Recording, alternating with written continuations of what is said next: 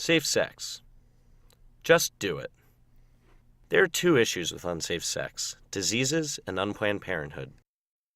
However, today we're just going to focus on unplanned parenthood. 10% of all births in America in 2009 were to teen mothers. In 2011, there were 329,797 babies born to mothers ages 15 to 19.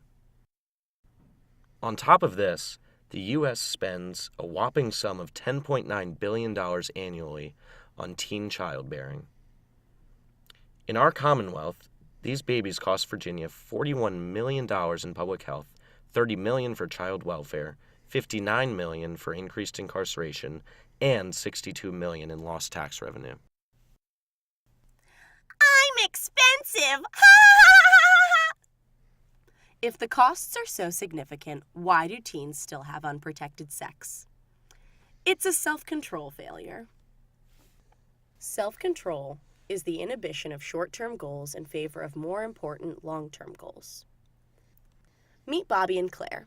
They're going to be our examples of a self-control failure and a self-control success. Hot and cold state. These states indicate a level of arousal which is essential to decision-making. In a cold state, arousal is low and rational thinking is high.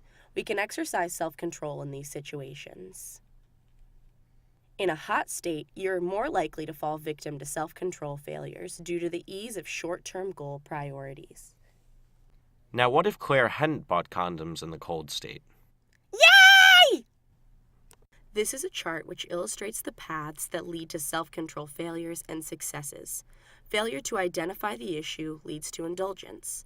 Identifying the conflict without implementing good self-control strategies also leads to indulgence. We are here, but let's get here. In order to avoid these failures, we need to increase ability to see the problem, as well as increasing motivation to exert self-control. We can increase ability by highlighting the long-term consequences of unsafe sex. We can increase motivation to exert self-control by changing social norms. But don't worry, Claire.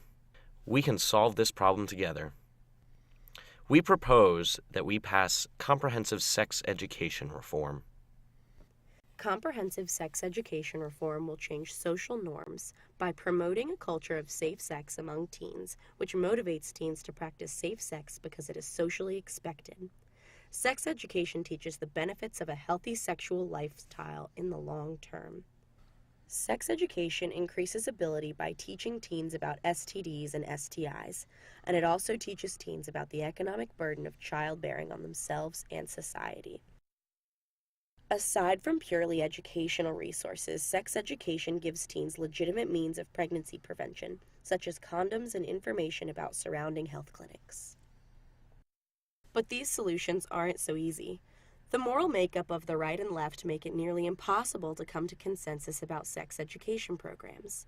The education material that would be provided in sex ed classes is a point of contention.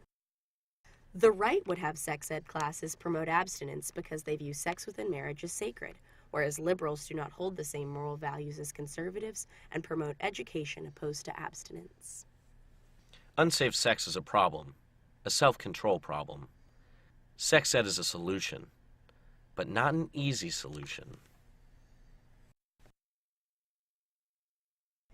Created using Powtoon.